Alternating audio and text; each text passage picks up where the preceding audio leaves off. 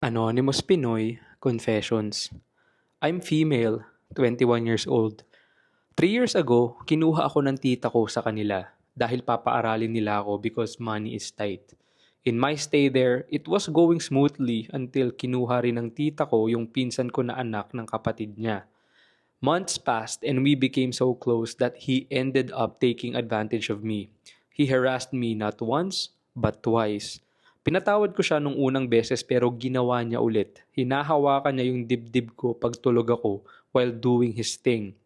My mind was so clouded that the only one thing I wished to happen was makaalis sa bahay na yun kung hindi siya ang aalis.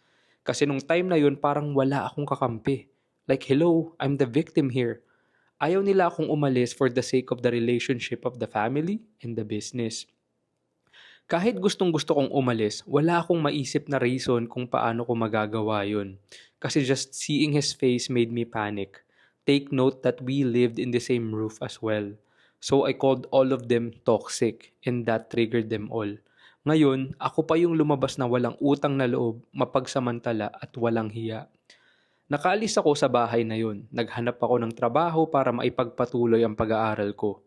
Pero nag-drop din ako kasi my family needs help. And now, I message my tita telling how sorry I am. She does not understand me at all.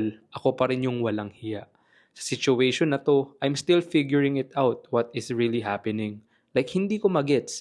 Am I really wrong na pinili ko yung peace of mind ko? Please, I need your advice. Until now, galit pa rin ang tita ko sa akin and I don't really know how to make it up to her.